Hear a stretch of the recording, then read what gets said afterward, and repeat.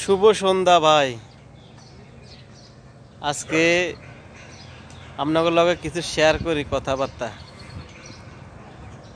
প্রথমত হয়েছে এই যে আমরা যে ফেসবুকে ভিডিও আপলোড করি, ভিডিও দিতেছি প্রতিনিয়তে, অনেকেই অনেক কিছু বলতেছে।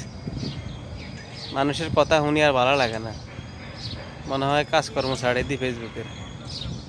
এমনি তো আমরা একজনে একটা কাজকর্ম করি, কেউ মাঠে, কেউ ঘাটে, কেউ নদীতে, নদী পথে, কেউ অফিসে, কেউ হেল্পার, কেউ অপারেটর, এক একজন এক এক কাজ করি। কিন্তু ভাই অনেকের কথা শুনতে শুনতে আর ভালো লাগে না, অনেক ধরনের হ্যাসিং করে, মনটা খারাপ হয়ে যায় মানুষের কথা শুনলে। আপনারা নিয়ে ভিডিও করে বাইরে লইবেন, আপনারা নিয়ে ইনকাম করবেন, এই যা আসে মুখ দিয়ে তাই কয়। কি করবো ভাই কন, অনেক দিন ধরে তো কাজ করতেছি, এই কারণে কাজ ছাড়তেও পারতেছি না, কাজ ধরে রাখতেও পারতেছি না। মানুষের কথা শুনতে শুনতে আর ভালো লাগে না। তো যাক, মানুষে যাই কক বা না কক, আমাদের আমগো মতন কাজ করতে হবে,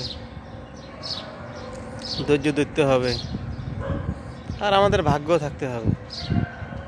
ফেসবুকের সেট আপ সবার ভাগ্যে জোটে না। কারো 1 লাখ 1.5 লাখ ফলোয়ার, সেই পায় নাই। আর কারো 1500 ফলোয়ার, সেই তার সেট আপ কন্টেন্ট, সেই সেট আপ পাইছে। তো সবই হইল ভাগ্য। আল্লাহর হুকুম ছাড়া জানা পৃথিবীতে কোনো কিছু হয় না, তেমনই আল্লাহর হুকুমও থাকতে হবে। সব জিনিসে আল্লাহর হুকুম থাকতে হবে। অনলাইন জগৎটাও মানুষের একটা রিজিক হয়ে গেছে এখন আর আগ ধরি। আমরা তো নতুন, আমরা তো অহন থেকে বুঝতেছি যে অনলাইন একটা রিজিক হয়ে গেছে মানুষের। অনলাইনে মানুষের লক্ষ লক্ষ টাকা কামায়, তার ভাগ্য আছে সেই লক্ষ লক্ষ টাকা কামায়।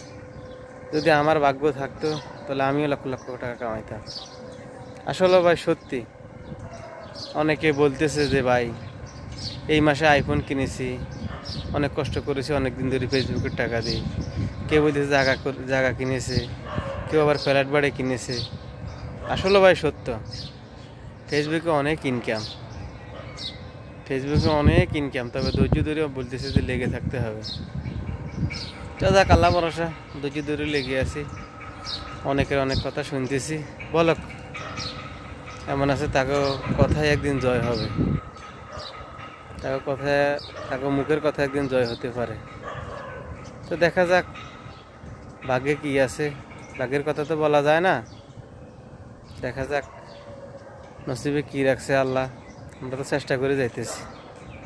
তো আপনারা যারা ভিডিও বানাইতেছেন, কাজ করতেছেন, তারা চেষ্টা করে যাবেন, ইনশাল্লাহ সফল একদিন হবে না। আসসালামু আলাইকুম রহমতুল্লাহ।